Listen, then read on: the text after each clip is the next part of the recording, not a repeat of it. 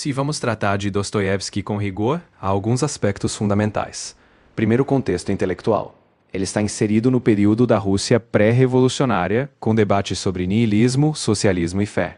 Em termos de corpus, seus principais romances, como Crime e Castigo, Os Irmãos Karamazov e O Idiota, trabalham com dilemas éticos, psicológicos e espirituais. Não há ambiguidade. Cada obra é uma análise rigorosa das profundezas da alma humana. Se você quiser me direcionar a algum ponto específico, algum romance, um tema ou uma controvérsia, podemos destrinchá-lo com precisão. Dostoiévski atuava em meados do século XIX no Império Russo governado pelos czares, marcado por tensões entre a autocracia e movimentos reformistas. A servidão só foi abolida em 1861 e o país fervilhava com discussões sobre justiça social, papel da religião e identidade russa. Ele viveu o exílio na Sibéria após ser preso por supostas atividades subversivas. Esse contexto alimenta a angústia de suas obras. Dilemas existenciais não são abstrações, mas reflexos do embate entre um regime opressivo e os impulsos por transformação. Dostoiévski foi preso em 1849 por envolvimento com o círculo intelectual considerado subversivo. Sua pena inicial é na morte, mas foi comutada em trabalhos forçados. De 1850 a 1854, ele esteve no Katorga, campo de trabalhos na Sibéria. Depois disso, cumpriu mais alguns anos de serviço militar obrigatório, só retornando plenamente à vida literária em meados da década de 1860. Seus grandes romances, Crime e Castigo, 1866, O Idiota, 1872, Os Demônios, 1872, Os Irmãos Karamazov, 1880, foram todos posteriores a esse exílio. Dostoiévski foi um dos principais expoentes do realismo psicológico na literatura. Ele utilizava narrativas detalhadas para explorar as motivações internas dos personagens, o que eleva os dilemas éticos e existenciais ao primeiro plano. Além disso, ele é associado ao polifonismo. Múltiplas vozes e perspectivas convivem sem que o narrador imponha uma visão única. Essa característica foi teorizada por Mikhail Bakhtin. Por fim, sua obra também antecipa o existencialismo do século XX, com debates sobre liberdade, culpa e sentido. A influência literária de Dostoiévski foi extensa e profunda. No campo da literatura existencialista, autores como Sartre e Camus beberam de seus dilemas sobre liberdade e moralidade. Na psicanálise, Freud reconheceu sua antecipação de conflitos internos e do inconsciente. Além disso, romancistas como Kafka, Thomas Mann e até escritores modernos como J.M. Coetzee foram marcados por sua profundidade psicológica e moral. Em suma, ele moldou não só a literatura russa, mas toda a literatura moderna ocidental, especialmente no que concerne à introspecção e ao conflito ético. Dostoiévski teve influências multifacetadas. Do ponto de vista russo, ele bebeu do realismo social de Nikolai Gogol, especialmente no retrato das dificuldades humanas. No campo filosófico, ele se inspirou na tradição cristã ortodoxa e em debates morais de seu tempo. Fora da Rússia, ele leu os românticos alemães, como Schiller, e sentiu o impacto de escritores como Balzac e Dickens. Essa mistura de fontes, da introspecção filosófica cristã ao realismo europeu, nutriu sua síntese única de drama psicológico e social. Em parte, sim, mas com nuances. A Rússia do século XIX passava por um processo de modernização e assimilação de ideias ocidentais, incluindo influências iluministas. Havia debates sobre reformas sociais, emancipação dos servos e um desejo de racionalização. No entanto, o iluminismo russo foi permeado por um forte embate com a tradição religiosa ortodoxa. Diferente do iluminismo secular francês, na Rússia as questões de fé, moral e identidade nacional, o slavofilismo, se misturavam às influências racionalistas. Logo, o período era de tensão entre autocracia, reformas, fé e razão. Crime e Castigo foi publicado em 1866. Ele se centra em Raskolnikov, um estudante de São Petersburgo, que comete um assassinato justificando-o com uma teoria moral. Ele acredita que grandes homens têm o direito de transgredir normas. O romance combina intensa introspecção psicológica com debates éticos e sociais, enquanto o protagonista lida com culpa, redenção e expiação. É uma obra que inaugura o traço clássico de Dostoiévski, a análise profunda da consciência humana diante do abismo moral. Dostoiévski coloca o livre-arbítrio no centro da crise de Raskolnikov. O protagonista escolhe deliberadamente matar, baseado numa ideia racional de que alguns homens extraordinários têm o direito de transgredir. Contudo, o que emerge é que após o ato, a liberdade teórica é consumida pela angústia. Dostoiévski mostra que o livre-arbítrio, se desvinculado da responsabilidade moral e da consciência, leva ao colapso. Em vez de exaltar um livre-arbítrio absoluto, o romance demonstra que a liberdade humana deve estar em diálogo com a consciência moral. A ortodoxia russa permeia a obra de forma profunda, mas não doutrinária. Ela se insinua através do tema da expiação e da regeneração. O arco de Raskolnikov espelha um caminho de confissão, penitência e, por fim, possível salvação, elementos centrais da visão ortodoxa.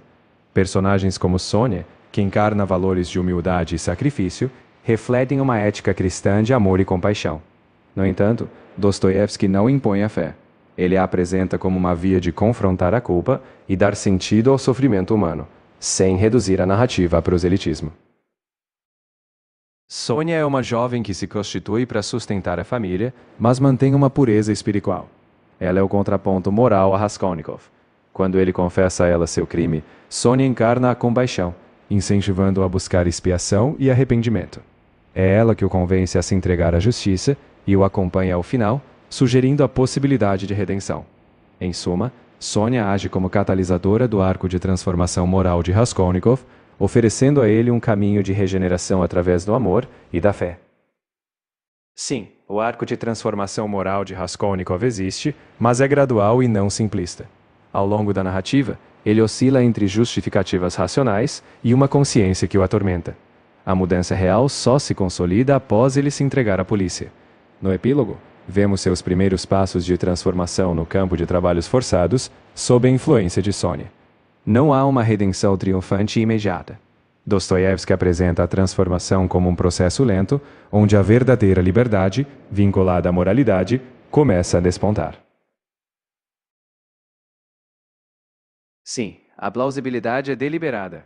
Dostoiévski ancorou Crime e Castigo em São Petersburgo, uma cidade marcada por desigualdade social, pobreza urbana e tensões ideológicas reais da Rússia do século XIX.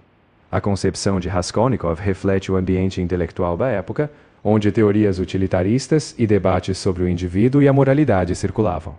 Ao retratar com precisão os cortiços, as privações e os dilemas filosóficos, ele não apenas refletiu, mas também confrontou as questões reais de sua sociedade, dando ao romance sua autenticidade.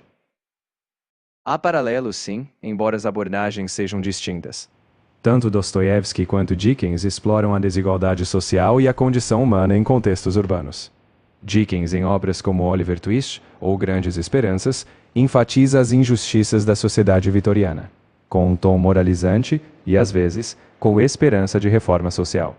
Dostoiévski, por outro lado, mergulha na consciência individual e no conflito moral, focando mais no dilema existencial. Mas ambos sem dúvida, Dostoiévski utiliza toda a flexibilidade da língua russa para penetrar na subjetividade. Ele é conhecido pelo uso de monólogos interiores, construindo longos parágrafos que refletem o fluxo de consciência. Além disso, a língua russa permite nuances de diminutivos, modos verbais e expressões que marcam tons emocionais distintos. Ele também recorre a diálogos intensos, com frases inacabadas e interjeições, que captam os estados mentais turbulentos. Assim, o russo, com sua riqueza de tons, dá vida a esses mundos interiores complexos que definem a obra. A segunda obra maior de Dostoiévski, O Idiota, 1869, acompanha o príncipe Mishkin, um homem de bondade genuína, quase ingênuo, que retorna à Rússia após tratamento de saúde na Suíça. O romance explora como essa figura, um Cristo moderno, colide com uma sociedade cínica e corrompida. Em vez de um crime, como em Crime e Castigo, o foco está na inocência e no confronto entre pureza moral e ambiguidade social. Ao longo do romance, Mishkin se envolve em complexos relacionamentos, sobretudo com Nastassia Filipovna e Aglaya, enquanto o tema da impossibilidade de ser um santo no mundo moderno se desenrola. Tem sim uma ressonância com a soteriologia ortodoxa, mas de modo indireto e literário.